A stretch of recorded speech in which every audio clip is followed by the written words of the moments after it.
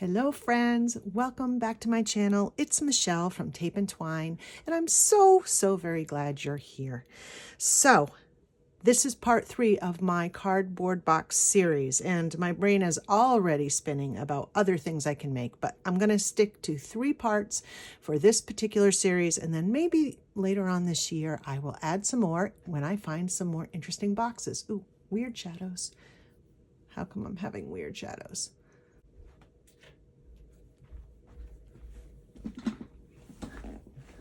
Ugh. All right, hopefully the shadows won't be too bad. We are having a blizzard here in New Hampshire, and it's a perfect day for me to film the last installment of this series. And I'm hoping the lighting won't be too weird. Let's just kind of see how it goes. So if you have watched the series thus far, we have done a mac and cheese journal that I have turned into sort of a note-taking journal. A cracker box journal, which is going to be my sample book. And then my last journal is going to be a spaghetti box journal.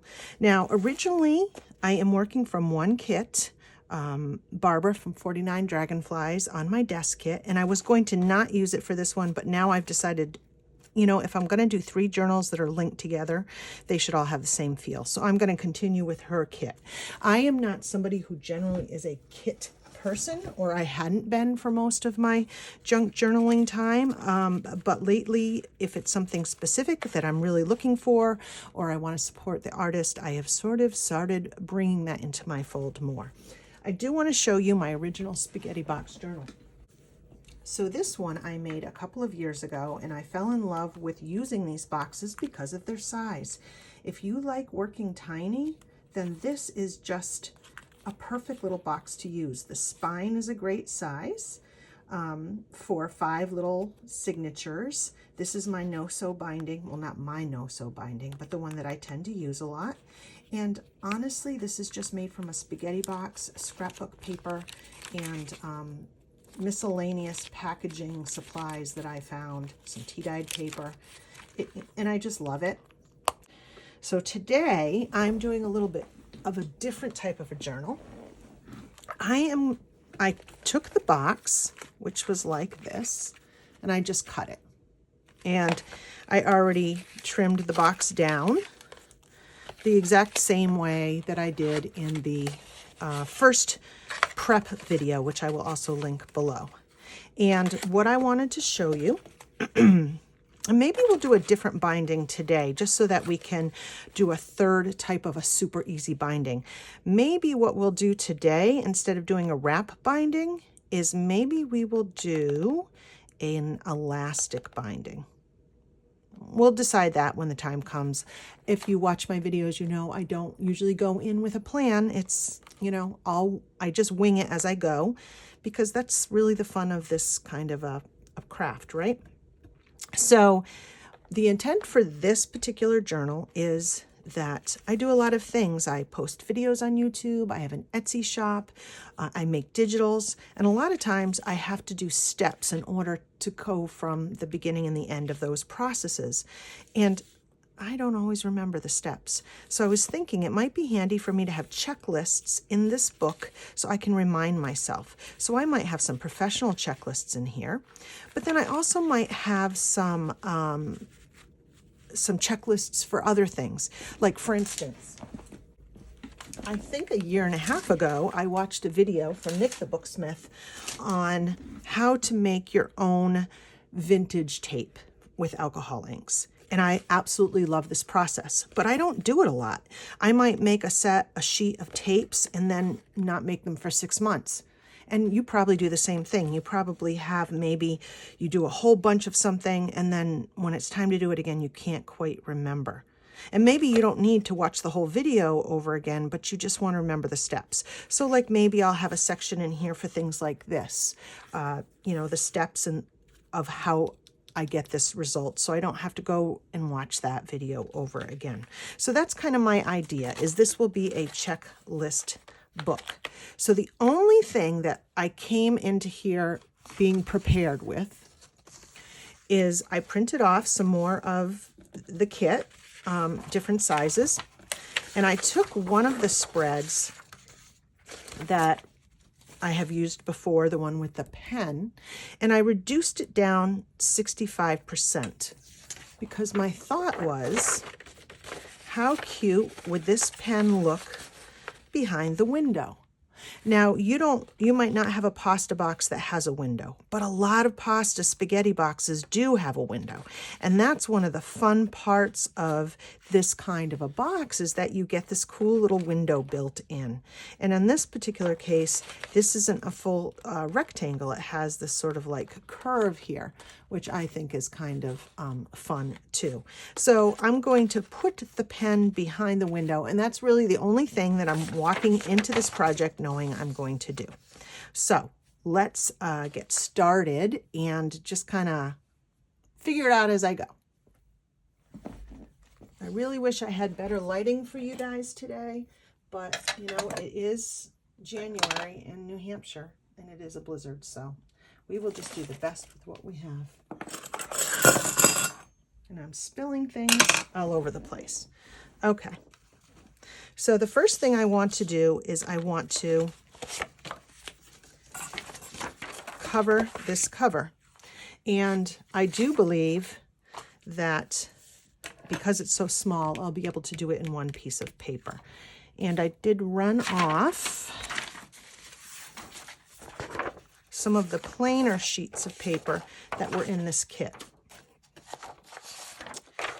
And I goofed up again and accidentally printed this without making it go full, but I think it will fit. So that would actually fit if I want to do the blue on the front or the tan. I also have some scrapbook papers I could use.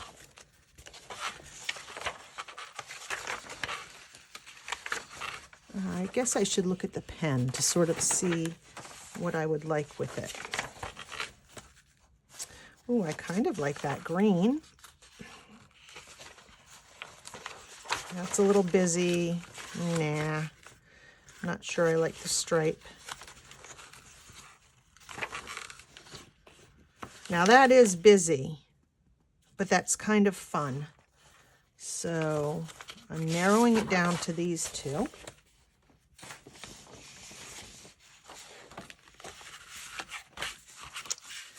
I'm going to put the pen down so I can kind of audition this.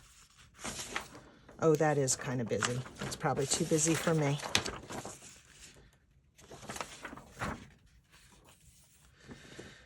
I think what I'm going to do,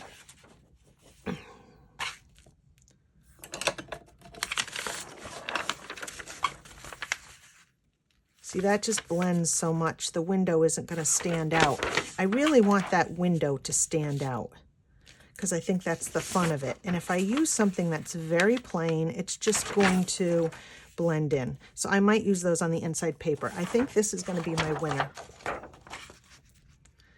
I think I really like that. And I think I'm going to pull in some of the parts of the digital in a collage that will kind of blend the kit with this scrapbook paper. So that's what I'm going to do. So here's the thing. How are we going to handle the window, right? I'm sure you're asking yourself that because I'm kind of asking myself that. Okay, so I think what I'm going to do is I'm going to do my handy dandy. First of all, I'm going to line it up. Remember, I want to be able to fold it over. So I'm going to say this is the amount of border that I want around. I always take pieces of washi tape that I don't quite use and I stick them on my desk because this way I don't waste them and I can use them to just hold things down like I'm going to do right here. Now I'm going to come over here and then I'm just going to take my fingernail and I'm going to rub kind of hard. And speaking of fingernails, yes, I have two different polishes, one missing. If you want to know more about what's going on with my hands, you can look at my last Tea With Me video. That will explain it. But there is a rhyme and reason why my hands look so funny. Okay, so I'm really just rubbing really hard with my fingernail, which or you could use a bone folder or something else. And what that did, believe it or not, was kind of emboss the paper. Now I'm going to take this off. I could try to measure and guess where that little window is, and I would almost 99.99% tell you that I will not cut it out correctly. But can you see how that embossed the window right on the paper? And now I have an absolutely perfect template to cut this out. Now, it still doesn't mean I'm going to do it right, because I am me. But we're going to see how close I can come. This should be fun. I'm going to use a metal ruler. Let's see if I'm on camera here.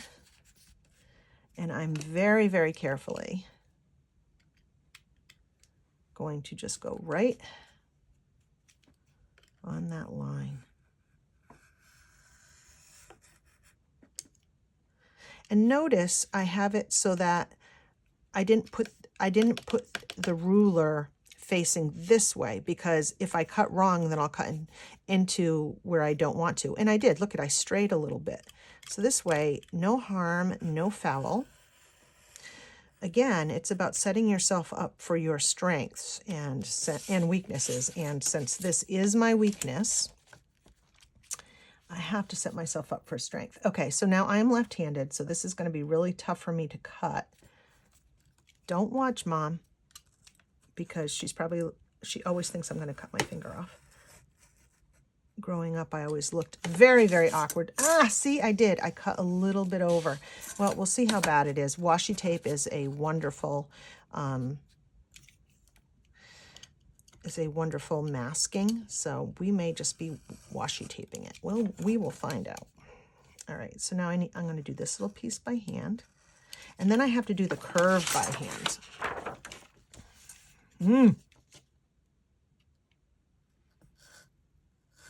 Can I do it? You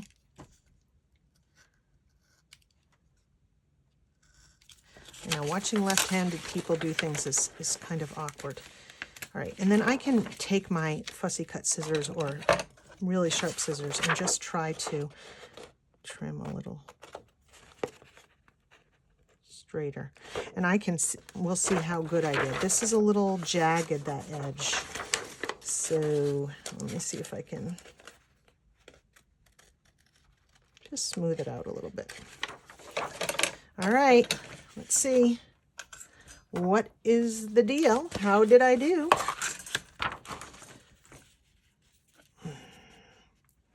Okay, so I did okay. I wouldn't say I did perfect. You can still see a little of that blue there.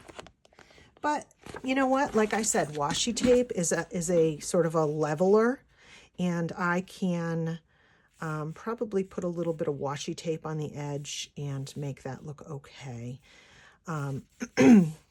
We'll see how it is. I can probably also put a little bit of, you know what I could do? I become very, very good at figuring out how to fix my mistakes. And that is definitely a skill that junk journalers need, because inevitably mistakes happen. So I'm thinking if I go a little bit further out, and you're like, why would you even go further out? You're just showing that mistake more. I kind of am, but I could also highlight this window more by going a little bit past it.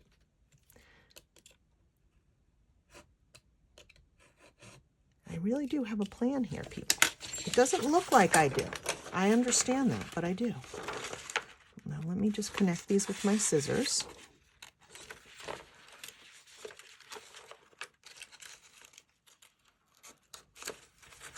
And as I've said in the other videos, this is a naked journal, meaning the pages are pretty much plain.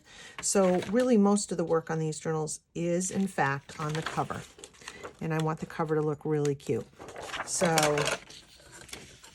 yes, I go a little bit, probably overboard on the cover. But okay, So now if I go over, you can see that I have, you can see the blue of the box on here and here. I think I need a little bit more on top.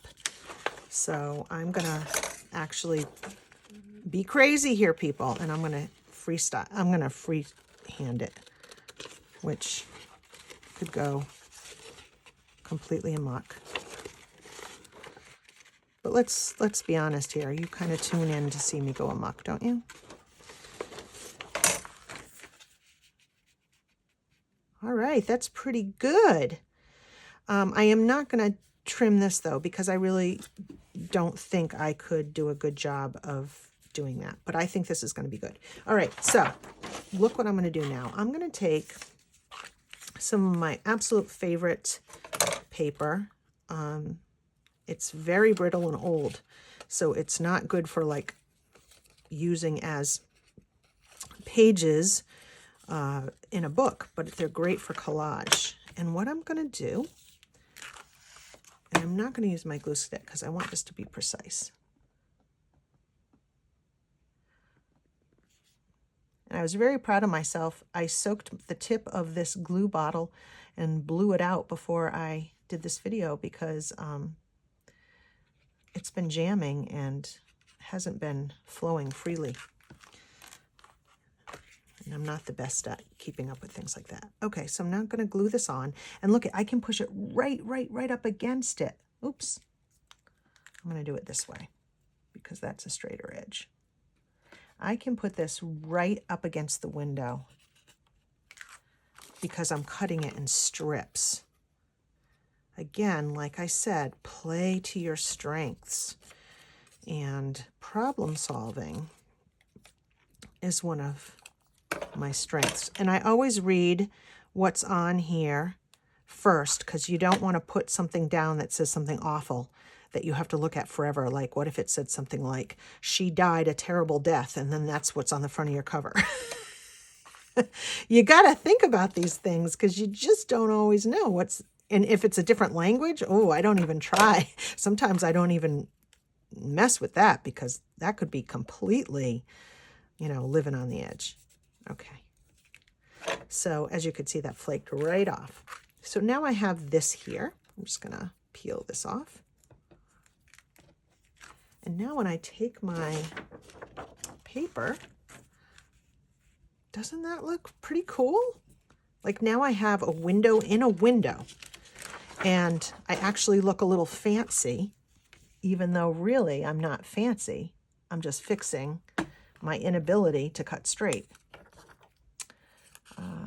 And that little piece of paper flaked off. So I'm just going to put a little piece right there. And it's okay if it isn't straight, because this is like a little collage. Okay, and I want to ink here because I want it to stand out even a little bit more. Brush contour, let me try. I have to be very gentle because I don't want to rip. I don't want to rip this window. Something about windows are just very magical, I think. Like they just really, I don't know, I just really love it.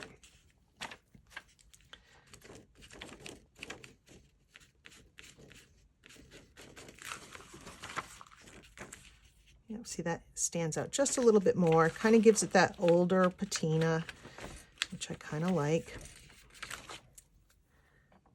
I need to put this in here. This is why it gets jammed up. Okay. So now I can glue down this paper. And I really need to make sure, usually I don't have to worry about where I'm gluing it, but I have to get this right because I want the window to work. So I'm going to take my glue stick. And I had somebody ask about my glue sticks in the last video. And I just wanted to say that I did try the Uhu, I think, the UHU kind. That's very expensive. And I really didn't have a good time with them. They were very dry. Maybe I got a bad batch. They were expensive. And I didn't find they were any better than the glue sticks I use. Now, the one that you just saw me use is actually not a permanent one. So that's why I always follow up with a little art glitter glue. I just like that when I'm putting it down on covers because it gives me a little bit of play. I do use permanent sticks too, and I use, usually I use I think it's Scotch that I like. I can get them for a very good deal on Amazon. All right. So now I have to be very good with this, having it go down straight, right? The window is really the important part here, right? So I have to lay it down just as careful as I can.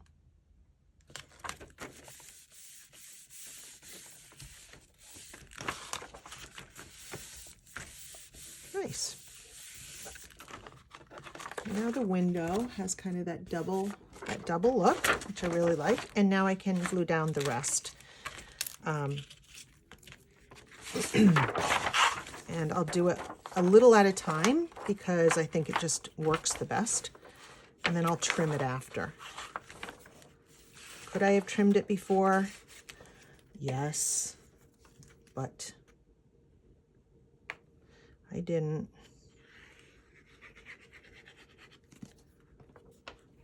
It might have been a little easier to work with. I always bend, make sure that hinge is working before I continue working in sections so that I'm not getting,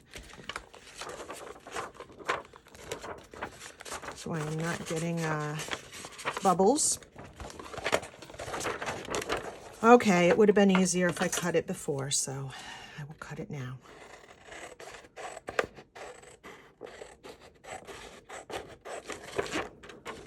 To be fair, I wanted the window to line up, but I could have cut the bottom off.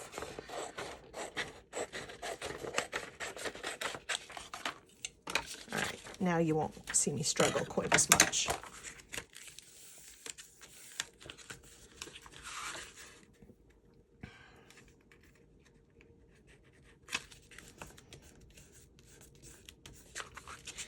And now we'll do the back. So while you're seeing me do the back, which is just the same old thing I've done in the other videos, which is gluing, folding, and sticking, I hope you'll take the time to like this video and subscribe because I really, really love having you here. Okay, now we'll do that mitered side. Remember, I showed you in the other videos, and I'm going to do one a little bit different. I'm going to go on the diagonal, but I'm going to try to, and yes, you know I hate it if the cardboard shows. I'm going to go a little bit past the corner to see if that will work for me and be a little neater than what I showed you guys. And I'm just going to remember, take this and go straight here like that. Okay, and now I'm going to keep this here so that you don't have the glare. Maybe I'll flip it over in case I get glue on it. Okay, so now I'm just going to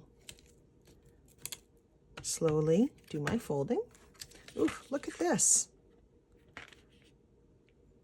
I wonder why that's happening. I just cleaned out that nozzle.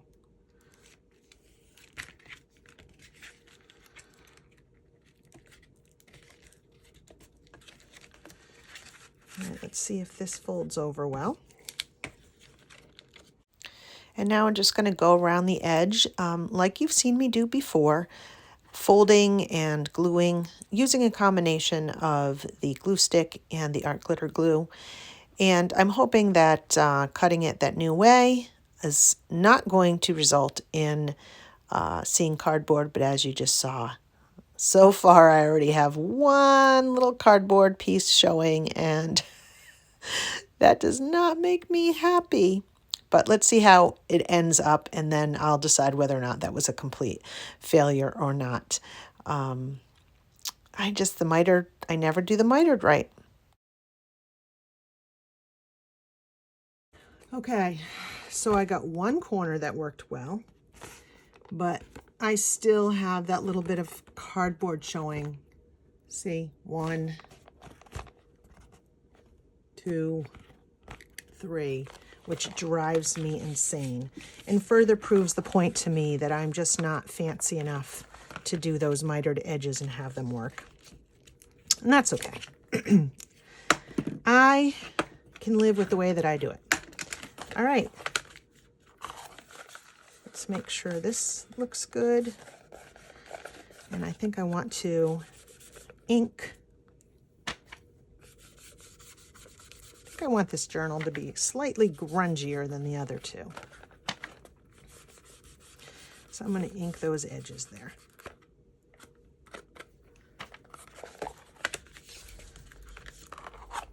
Okay. Now, where's my pen? Let's see how it looks. I should probably just cut it out.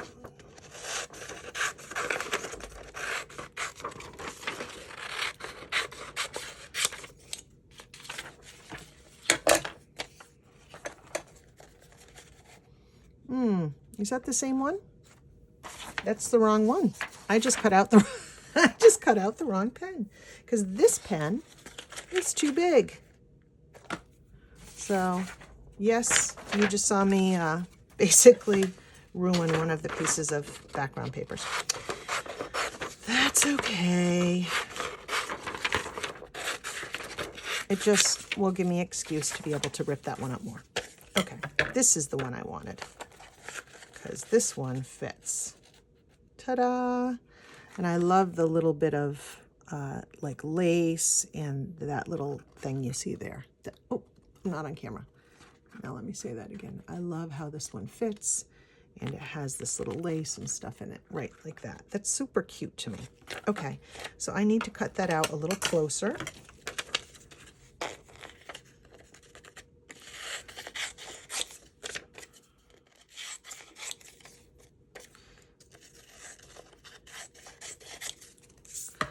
Now, I could take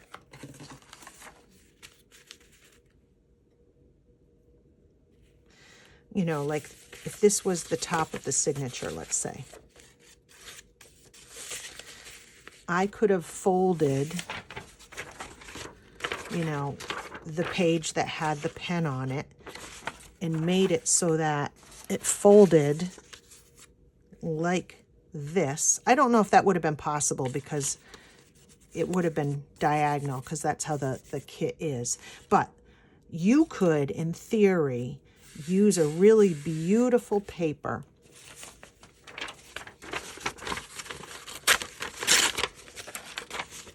Use a really beautiful paper on your signature, let's say like this. Right? And then whatever the image is on this beautiful paper would show through on the journal. And when you opened it, voila, that window would still work, which is really cool. And I love doing windows like that. In fact, we could make a collage on this front page and, make sure it lined up so that when I opened it, the pen was over here. But I don't want to do that because I really want that pen in the right place on this journal. So I'm actually going to glue the pen into this window. Is it cooler the other way? Yeah, it kind of is. But having said that, I really want the pen to be exactly in the right place. And when it's open, I don't want the pen down here where you kind of see it. I want it like right up in our face. So I'm okay with the fact that that window won't be quite as cool on this particular book, because I still think it's going to be pretty cool. And I'm going to use my art glitter glue right on the edges.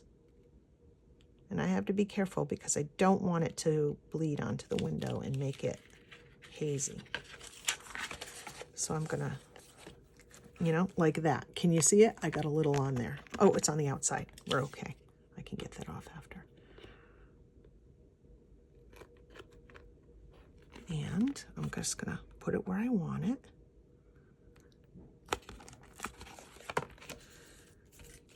And then glue that down. And then I'll put the end papers over it. Doesn't that look good? I think that looks good. Okay, so now I have to figure out what do I want for the inside end papers. And I think I do want this from the kit inside, because I like that it's plain, and I'm gonna do a little bit of like collaging. So I don't really, all I have to do is kind of trim off that white edge. And that will fit. That'll do. That'll do, pig. And if you don't know that reference, watch Babe. Okay, so now remember, I'm going to go one from one side to another.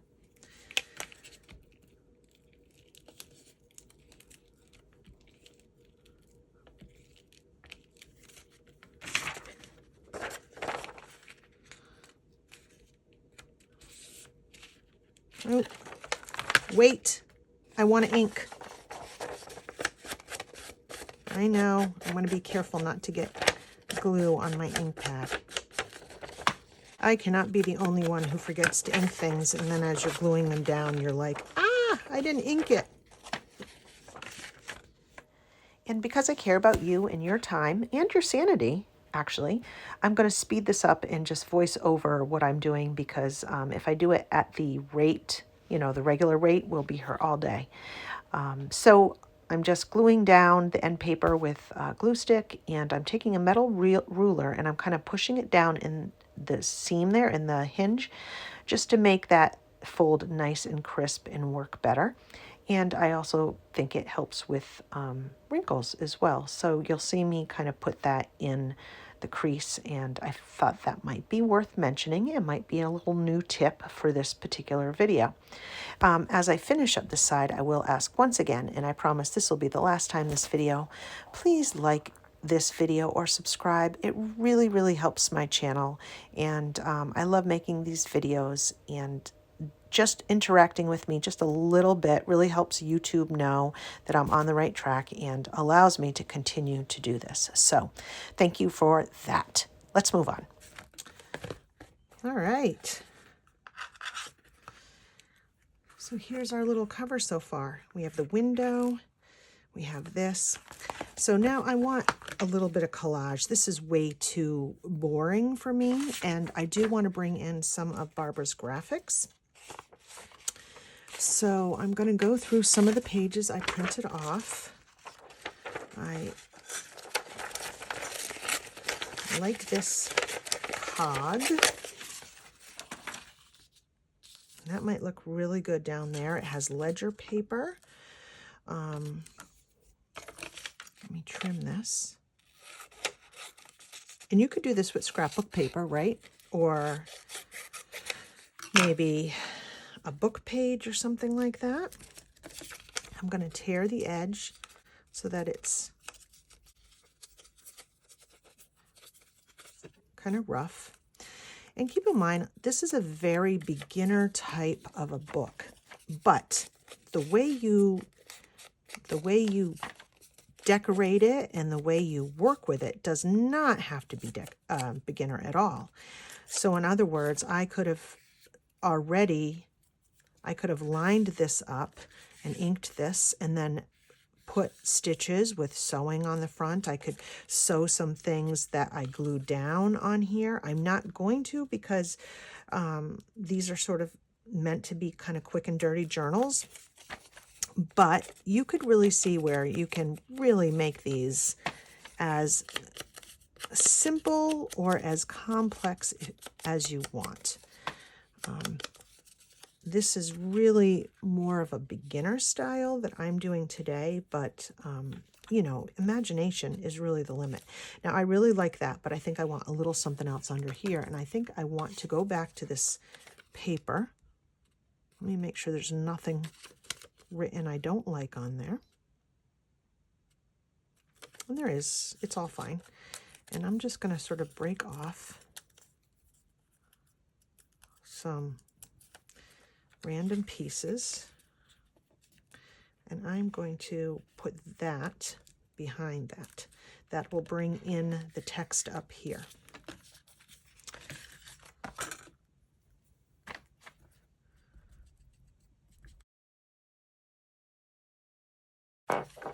Okay.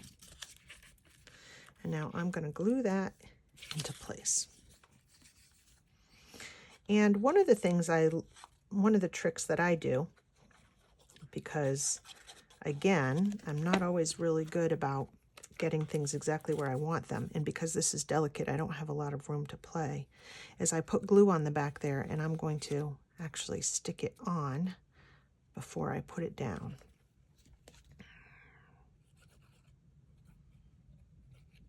Ah! Oh no! What is happening? What? I really thought I cleaned that out well. Oh my gosh. That's horrible. Ah! Oh, and now I have it on my pants. I am a hot mess sometimes. What the heck? You know, these are the things that happen, right? They do. You just can't. It just happens. And I won't cut that out because I think that happens. I'm hoping that happens to a lot of people, not just me. Where's my wipes? I need to clean myself. All right. Ay, ay, ay. Okay, where were we? All right, I do like that little collage. Let's make sure that's pushed down. I think I was distracted by my own mess. I might as well use the one that squirted out. I'm not wasting it. Okay. I think I need a little bit of collage that will come from here over the edge. So I can't use this paper because it cracks. So let's see what else I have. Well, this green is kind of cute with this. And I like that there. So let's do a little ripping here.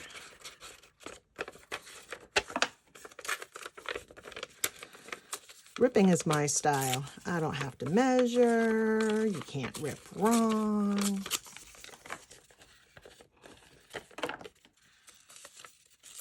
Well, you can rip wrong. Yes, you can. But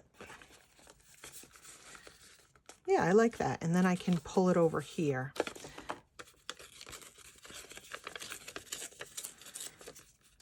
That's probably not ripped enough. And now I will ink that.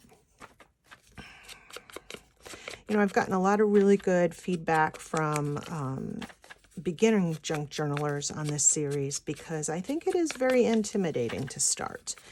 And, you know, one of the things that I think happens when we start is that it's very easy to have analysis paralysis and watch all these great videos from amazing people and then feel like, oh, I have to do it that way. How did I have that? I thought I had this on this side. Did I not? I wanted it on this side. How did I have that? Oh, I guess I had it over there. That's okay. So as I was saying, you get analysis paralysis, and I think another thing that happens is you want all the things you see people using, and you get really good at buying everything for the craft, but then you just don't start, or it's hard to start. And my advice is just start. You have to start somewhere, and you have to start making things in order to figure out how, when you're watching videos, it'll make so much more sense to you when you have firsthand knowledge of how things feel and how they go on. And once you do it, it all makes so much more sense. But it's really hard to start. I know it is. I remember. And I think I was watching so many videos and I was buying things, and then I was like, finally like, all right, I just have to do the thing. And you do. You're better off having a glue stick, a pair of scissors, a cardboard box, and literally using what you have and just trying it out. So what if you don't like it? What if you bought all this stuff and then you don't even like it doing this? That would really suck. I like that. Oh, I like that. Oh, I really like that.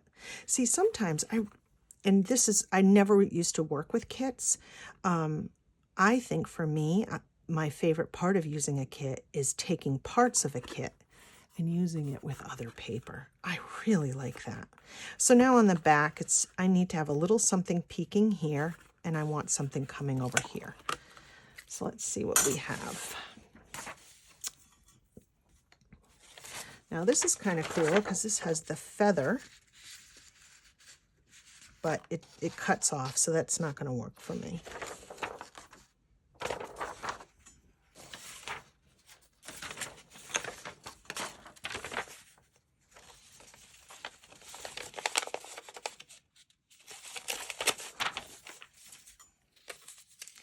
I know this is small, but it has the ledger on it right like that, like the numbers. And I think that will come across really nice. So, and it's already trimmed for me perfectly down there, which means I don't have to cut that line, which is a win-win for me. So that just sold me. Me not having to make another crooked cut, that right there tells me that's the right piece. So as I was saying with beginners, and not everybody who watches me is a beginner, but it would be great for the non-beginners to also chime in on this below, is I think you don't even know what it is that you want to buy things you see people using, but there's some things I bought at the beginning I don't even use. I really don't. And I could have saved my money and bought antique paper. Okay, I'm going to put that there, and I do need some of that vintage paper that I have, the like crackly kind that just sort of blended in. Oh, I also have, look at this. I also have like some ledger numbers. Ooh. All right, now I'm just getting busy. But I might want it on this side. I kind of like that. I like how it's sort of like a measuring tape a little bit.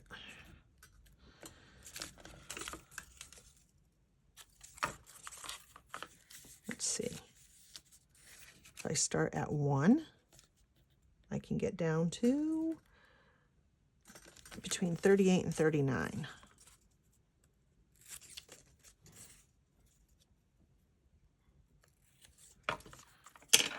So where do I source some of these papers if you are a beginner?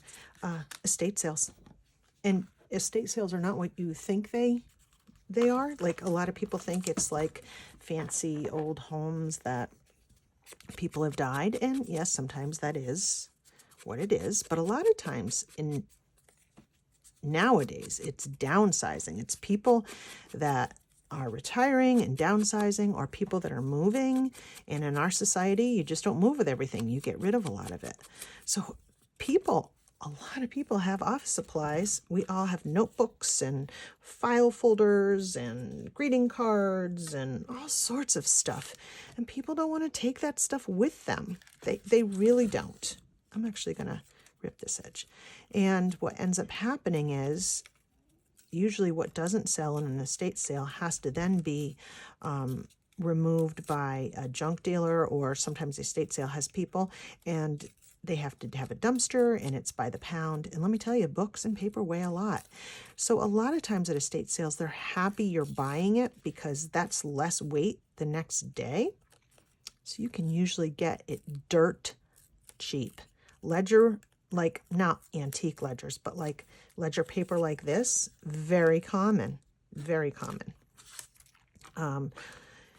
You can also get, I think, books like this at the dollar store too, but I kind of like the idea of estate sale because you are literally saving it from going into the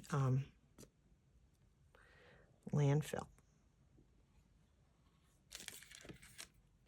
I'm going to go right here on the edge, and I've lost my little careful tip, but clearly we know that there's something wrong there. So for the purposes of this video, I'm going to have to use the regular tip.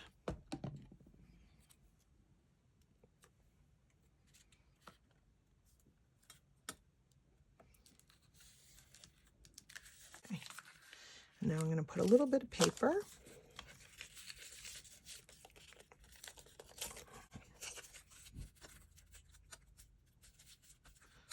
Like that. And in this case, I think I am just going to glue this one down because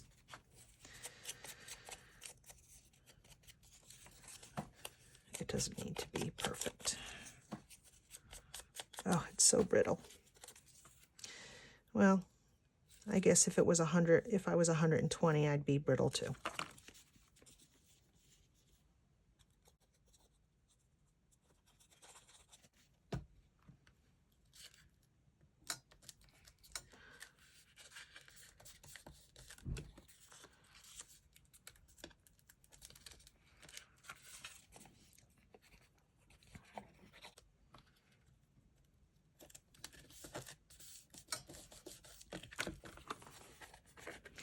And yes, I need to re-ink here so that blends. And there is my cover. I love the spine. I'm going to put a book plate on the front, and that'll be last, and maybe some corners. But I want to do the binding. So I think I'm going to show you guys another super easy way to bind. And I know I had 5 signatures, but I don't think I can do 5 signatures if I do this kind of binding because of what I have. Oh, maybe I only have 3 signatures. Do I only? Oh no, here's... I may not have 5 on here, do I?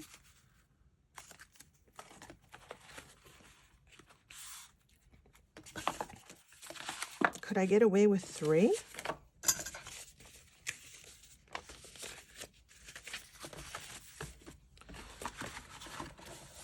I think I could get away with 3. Maybe 4. Let's see. All right. So I'm going to show you a simple way to bind. And I'm also going to take the opportunity to tell you about one of the things, if you are a beginner, you do not have to buy that everybody thinks you have to buy.